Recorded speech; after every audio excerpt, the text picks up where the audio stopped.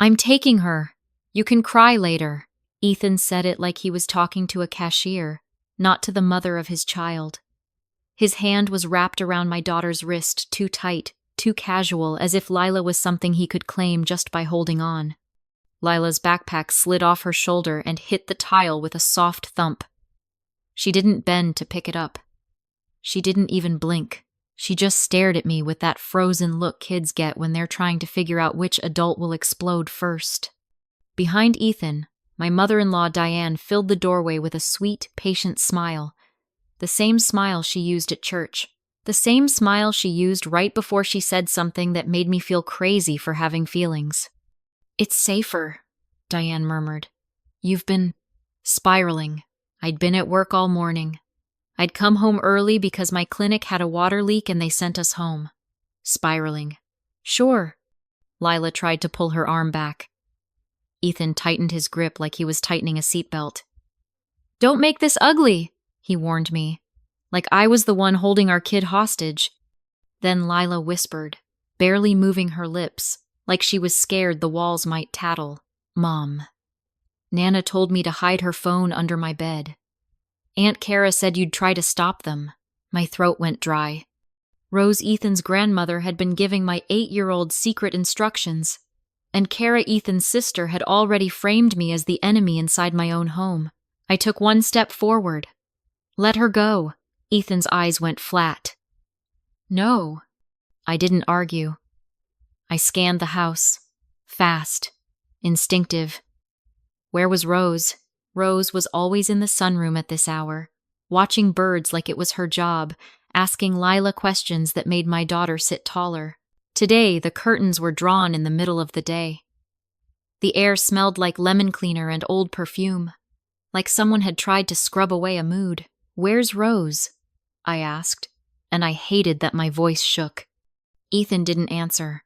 He just tugged Lila toward the door. That's when I saw the paper taped inside the entryway, half hidden behind a wreath. 3 words in thick black marker. "No police. Family only." I ripped it down. The handwriting was neat, bossy, practiced. Diane's.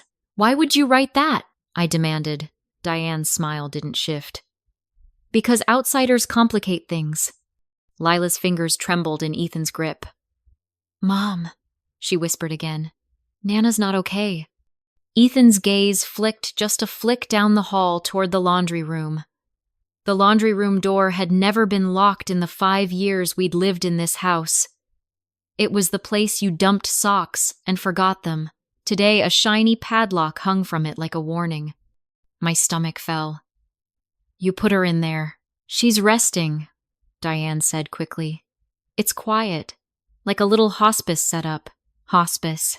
My child flinched at that word like she understood too much for 8 years old. "Unlock it," I said. Ethan's voice dropped, almost tender. "Not until you calm down." I stared at him. The old version of me would have tried to explain, would have tried to sound reasonable, would have begged him to listen. But I saw Lila's face, and I felt something in me click. I did the one thing that kept my daughter from being dragged out while I fought a losing tug of war. I let go of her. For 1 second, Lila's face crumpled pure betrayal, until I dropped to my knees and spoke fast into her ear. "Run to your room. Get Nana's phone. Lock your door. If I yell your name, you call 911. Understand?" Her eyes filled. She nodded and sprinted down the hall, little feet slapping the floor. Ethan lunged after her.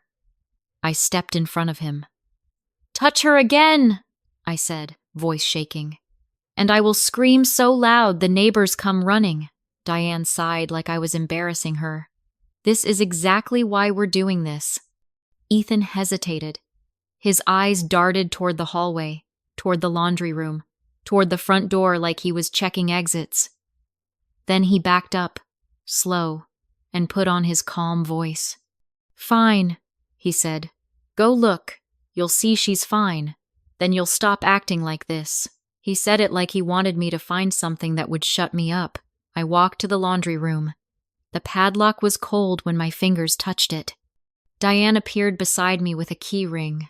like she'd been waiting for her moment, and unlocked it with the confidence of someone opening a pantry. The door swung open. The smell hit first bleach and something sour underneath. Hot, trapped air. Rose was on the floor. Not in a bed, not in a chair.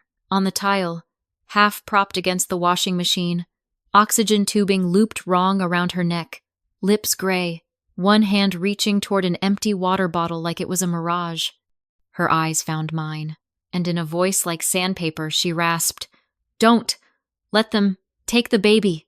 I dropped beside Rose so hard my knees cracked. Rose, oh my God. Diane hovered in the doorway with her hand on her chest, doing her grieving daughter-in-law routine. "She insists on getting up," she said. "We can't control her." Ethan stayed in the hall, arms crossed. He didn't kneel. He didn't reach for her. He watched like he was calculating damage control. I grabbed my phone. "I'm calling an ambulance." Rose's fingers clamped my sleeve with shocking strength. "Not yet," she wheezed.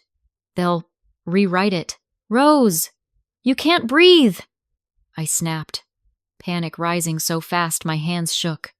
Her gaze flicked to the towel basket on the dryer, too neatly stacked, like it had been arranged for show. "Top towel," she rasped. Diane stepped forward sharply. "Rose, stop confusing her." Rose's eyes sharpened, clear for the first time in months. "Shut up." I yanked the top towel. A slim black phone slid out, then a small envelope with my name, Jenna, written on it, in shaky but deliberate handwriting. A tiny key was taped to the flap. Ethan took one step in. "Give me that." "No," I said, and my voice surprised me with how steady it sounded. I ripped the envelope open. "If you are reading this, they have started. Do not let them isolate Leela. Call Martin. Number. In phone. Speaker. Open the floor vent." My heart pounded. "Floor vent?" Near Rose's feet was the vent cover. The screws looked wrong new, shiny, not the old ones we'd had for years.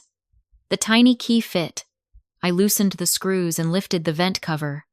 Inside, taped down like it was meant to live there, was a plastic pouch. I pulled it out, a flash drive, printed bank statements, and a letter addressed to me. Diane's face went pale. "Stop," she hissed. "You're making this worse." Ethan's voice lowered, a warning meant to sound loving. "Jenna, think about Lila." I looked at him. "I am!" I shoved the pouch into my hoodie pocket and hit the contact labeled Martin Ruiz on the hidden phone. He answered immediately. "Ruiz." "This is Jenna," I blurted. "Rose is on the floor, locked in the laundry room.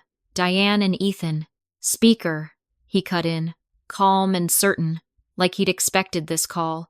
I put him on speaker. "Rose?" Martin asked. Rose swallowed hard. "Here," she rasped.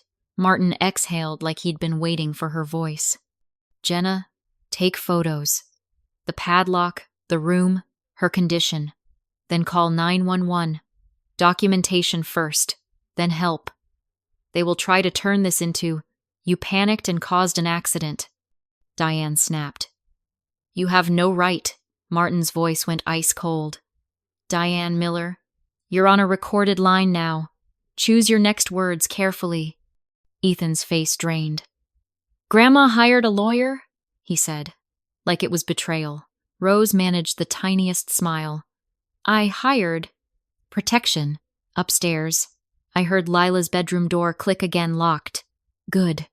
I snapped photos with trembling hands, padlock, empty water bottle, Rose's gray lips, the oxygen tubing.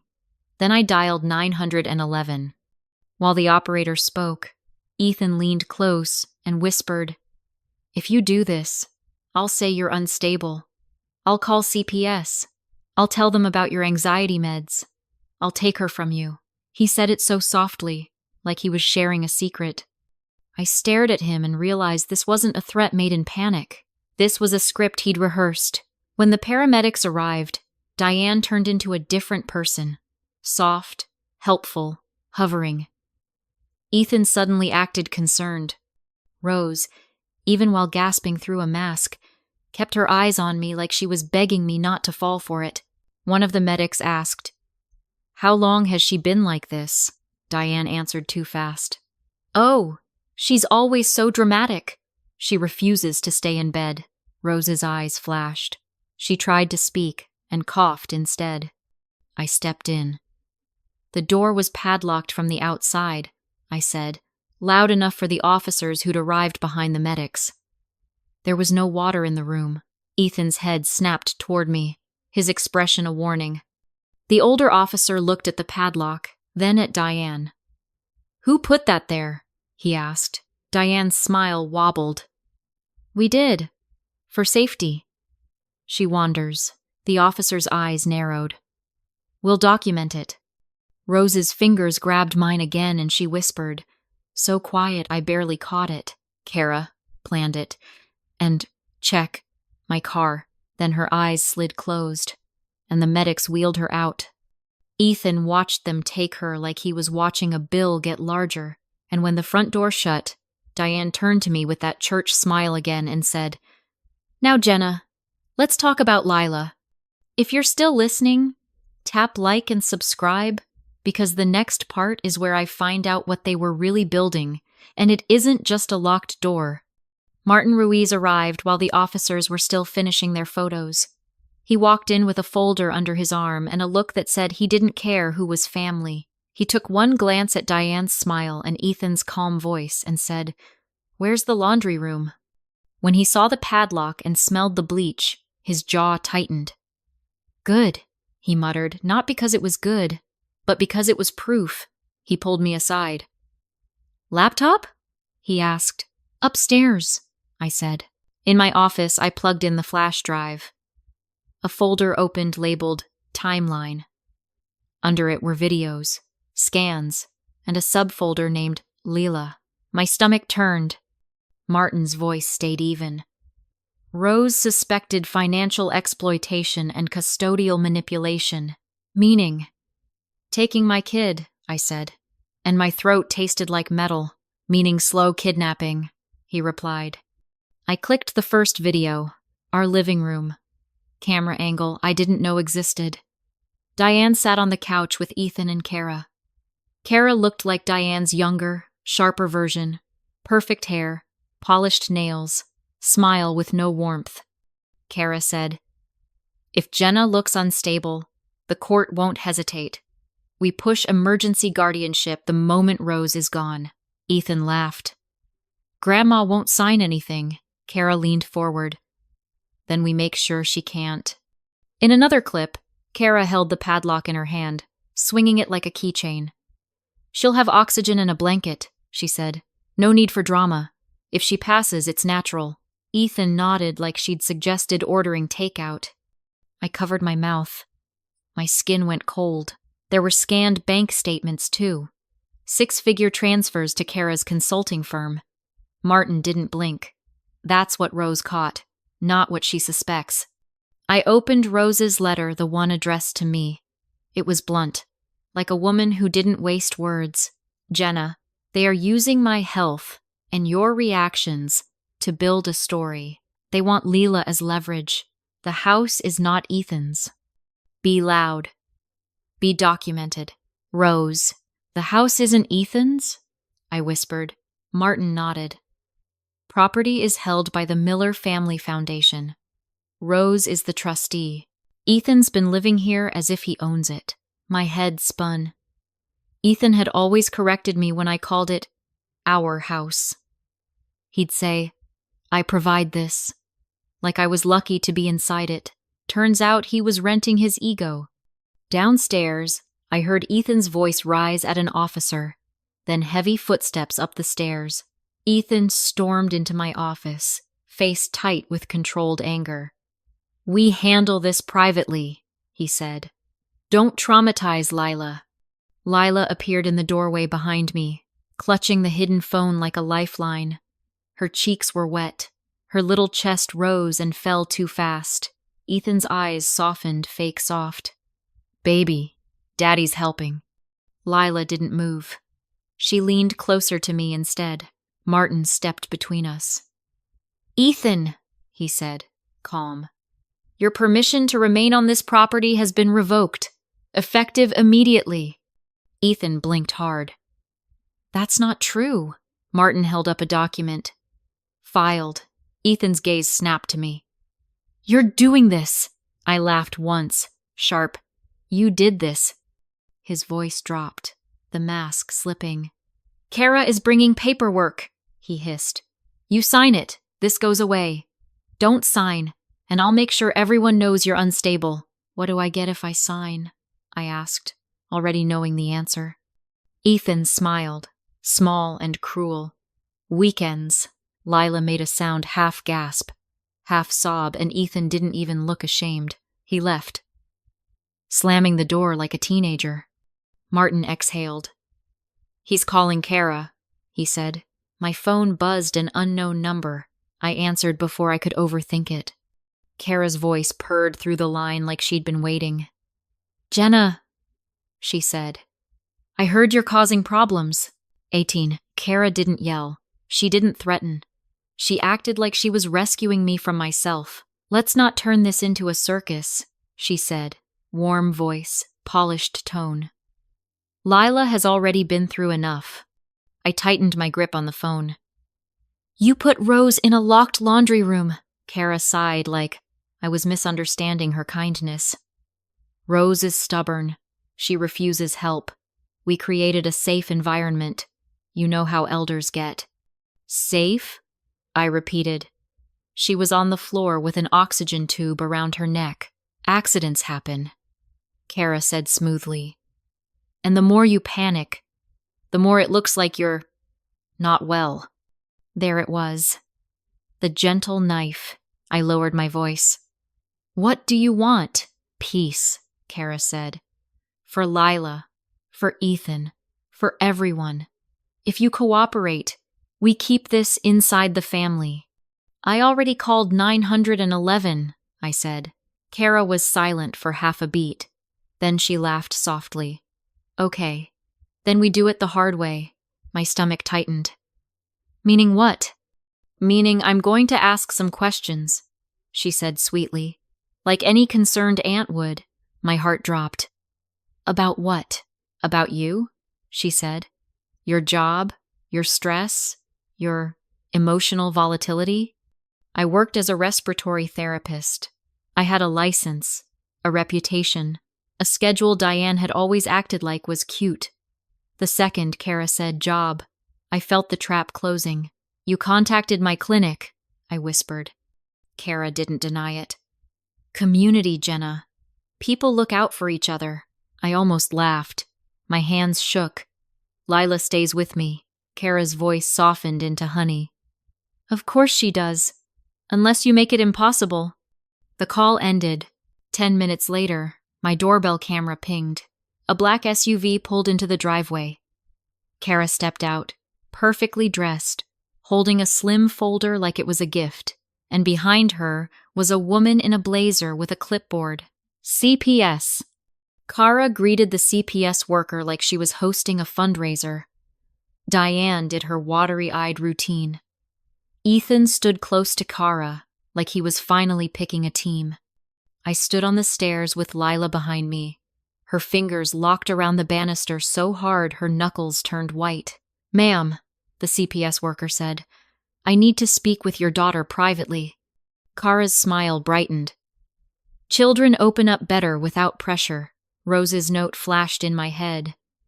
"Do not let them isolate Lila." "She can talk," I said, with my attorney on speaker. Kara's eyes flicked, annoyed, then she recovered. "That's unnecessary." "It's necessary for me," I said, and called Martin. Martin came on speaker immediately. "Ms. Hargrove," the worker said. Martin's tone was crisp. "Any interview of the minor will be recorded. Jenna does not consent to a private interview without counsel present," Kara scoffed. "That's not how this works." Martin ignored her. "Also, Miss Hargrove, you were called by Kara Miller, correct?" "Yes," Miss Hargrove said. Not by law enforcement, not by a mandated reporter, Martin said. Before you proceed, you should know there's an active investigation into suspected elder abuse in this home. The alleged perpetrators are present. The room shifted. Miss Hargrove's posture changed. She looked at Diane, Ethan, Kara. Kara's smile stayed glued on. Rose is confused. Jenna escalated. Lila's voice came out small but clear. Aunt Kara told me not to tell Mom about Nana's phone, Kara snapped. Lila, sweetheart. Lila kept going, tears spilling. She said Mom is dramatic, and Nana would go away if I told. Miss Hargrove's pen moved faster. Who told you that? Lila pointed, shaking. Her. Ethan tried to laugh. She's a kid. Lila's face crumpled. I'm not confused. Nana was on the floor, and Daddy said don't scream because it makes people think Mom is crazy. Silence hit like a slap. Miss Hargrove looked at Ethan with a new kind of caution.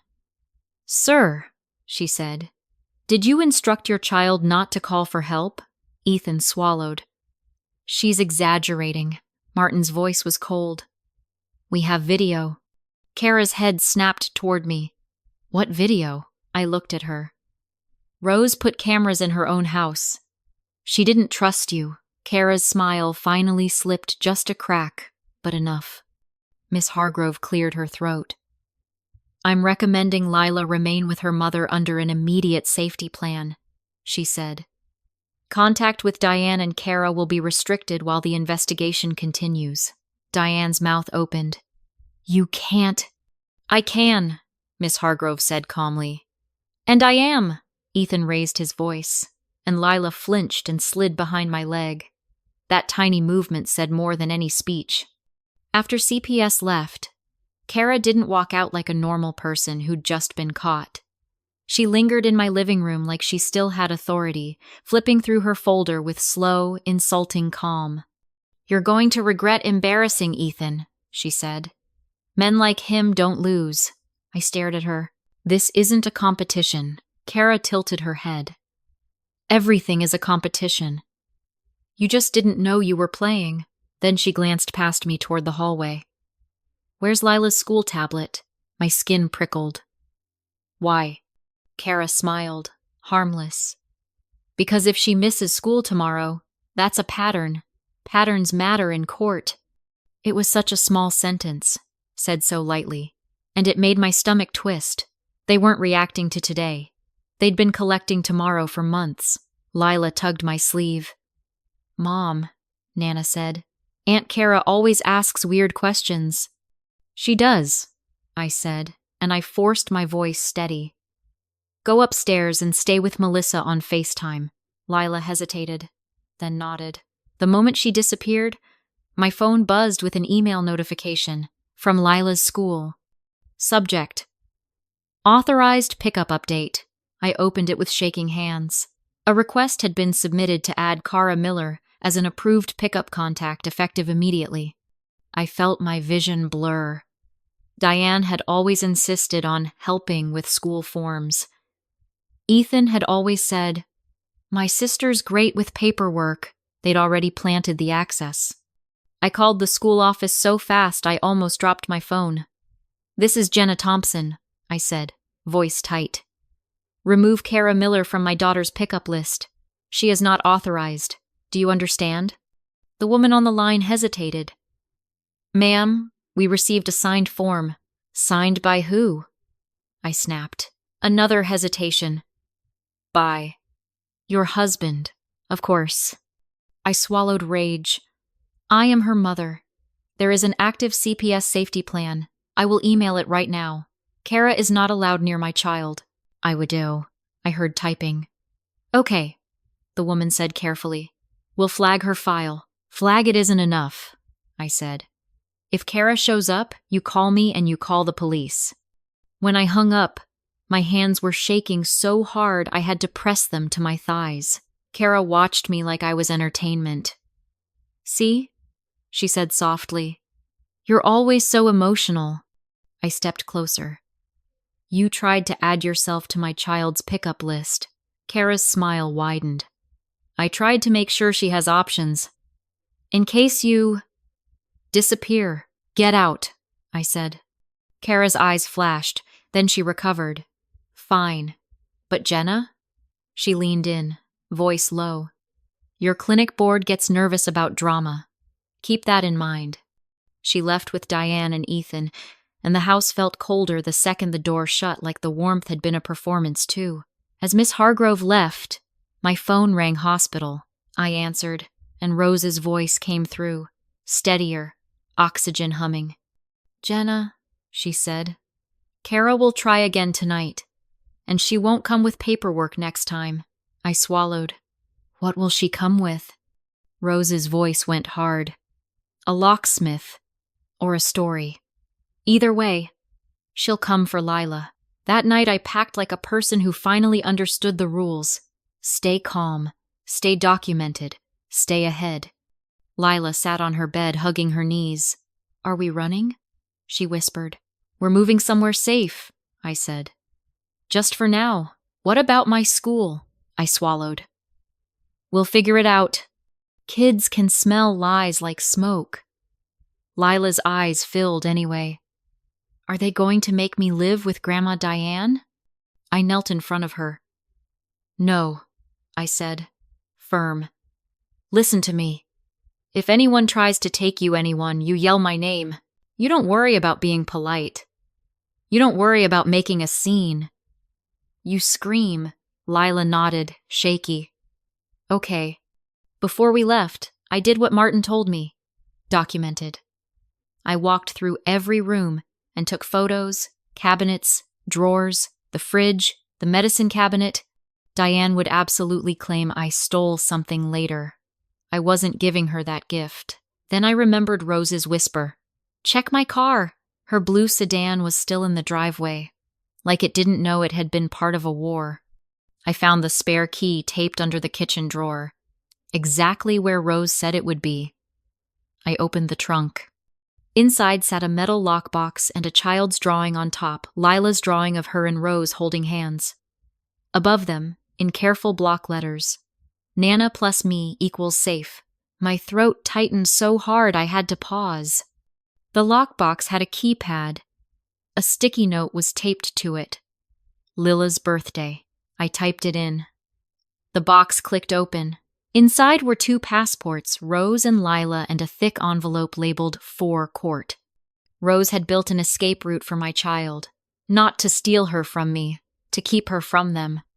The envelope held printed screenshots of texts. Kara telling Ethan to make Jenna look unstable. Diane messaging about talking to the school. Ethan typing, she'll freak out. She always does. There were drafts of a guardianship petition with Diane's name already filled in, like they'd been waiting for a death certificate. My stomach churned. We left through the garage. Melissa met us 2 streets away with her lights off. She hugged Lila like she'd been holding her breath for years. On the drive, Ethan called, then called again. Then texted, "Don't do this. You'll regret it." I blocked him. At 2:47 a.m., Martin called. They tried to enter the house, he said. My blood went cold. Tonight? Yes, he replied. Kara sent a locksmith. Officers were already on standby. They were turned away. Kara is furious, so she really was coming, I whispered. She won't stop, Martin said. Because in her mind, Lila isn't a child. She's leverage. I stared out the window at the dark street. What do? We go on offense, he said. And Jenna Rose wants to meet them. What? I sat up. Rose is in a hospital bed. She's stubborn, Martin said. And she's done waiting. She wants them to walk into what they built. My stomach flipped. When? Tomorrow night, Martin said. If you can handle it. I looked down the hall at where Lila slept in the rental, finally quiet. I wasn't sure I could handle anything, but I knew one thing. I wasn't letting them write the ending. And the next evening, the doorbell camera at Rose's house lit up. Kara was back, with Diane, with Ethan, and a locksmith carrying a metal case. We were waiting, Not in the dark, not hiding, waiting like people who were done being cornered. Rose wasn't in a bed. She was in a chair in the living room, hair brushed, lipstick on, oxygen tucked neatly behind her like it was an accessory, not a weakness. 2 officers stood near the doorway. Martin stood beside Rose, calm, holding a file. I stood a few feet back with Lila behind me, her hand in mine, her little body tense but upright. The locksmith rang the bell like he was doing a normal house call. Kara knocked after him, polite, practiced.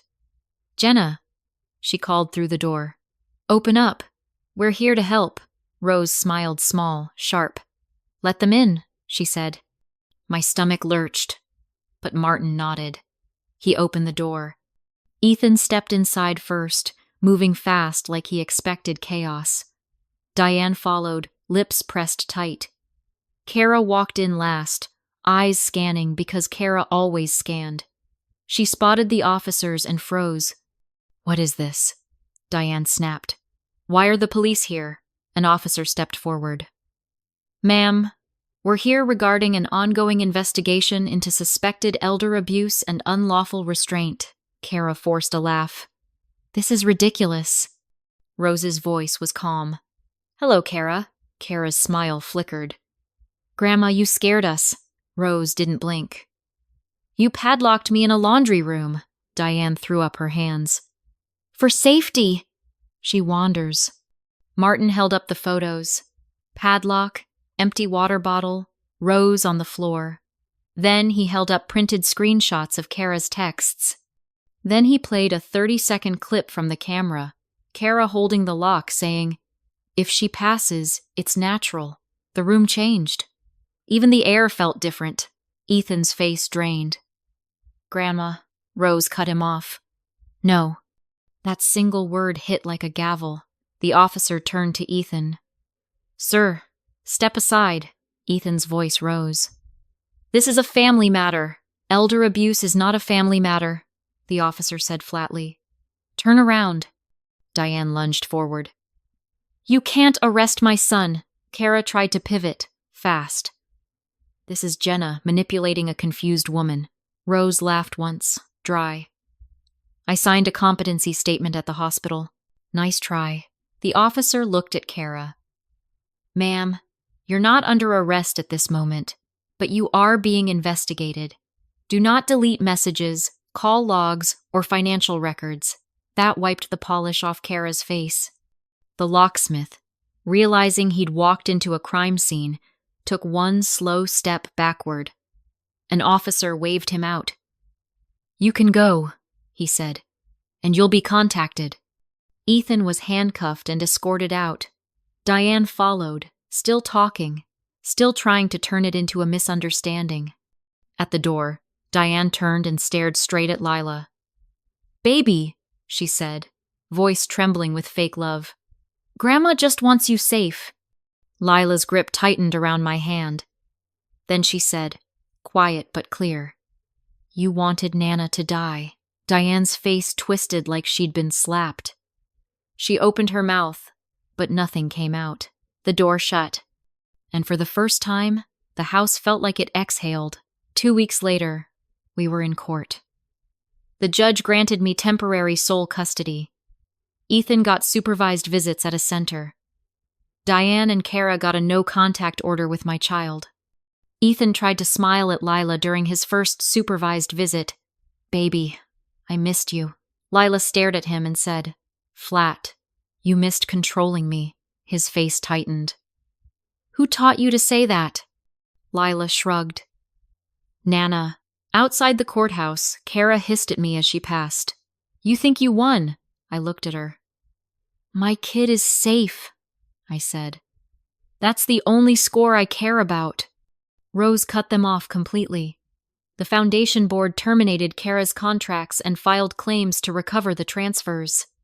The county pressed charges related to Rose's restraint.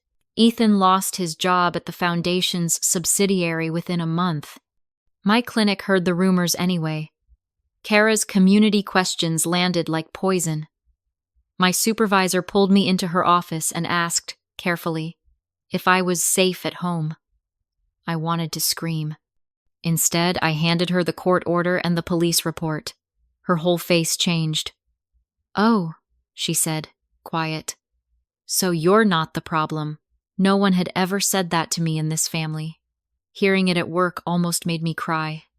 Lila started seeing a counselor, someone I chose, not Diane.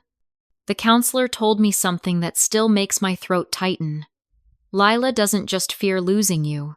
She fears being punished for having fear. That was Diane's gift to her. That was Ethan's. That was Kara's. So we practiced new rules in our apartment. If Lila felt a bad feeling, she said it out loud. If she thought something was unsafe, she said it even louder. I stopped asking her to be nice when her instincts were begging her to be loud. And Rose? Rose rewrote her will with the same calm energy she used to choose a chess opening. She set up a trust for Lila that required 2 independent trustees people outside the family, so no one could use my daughter as a bank account again. Then she looked at me and said, "They wanted to teach her silence. We're going to teach her agency." Rose moved into an assisted living community she chose herself, 10 minutes from our new apartment. Lila and I visited every weekend. Rose taught Lila chess and how to spot manipulation in 3 moves. One afternoon, Lila asked, "Nana, why did you trust my mom?" Rose answered without blinking. "Because she looked scared and she stayed anyway." I carried that sentence like armor. By the end of summer, Lila and I had our own place, small, plain, ours. Lila taped her old drawing to the fridge. Nana plus me equals safe. And for the first time, I believed it. "Before you go, tell me what you think is worse in a family. The person who does the harm, or the people who dress it up as for the child? Comment your answer. And share this with someone who needs to hear that family isn't an excuse to make a little girl doubt her own fear."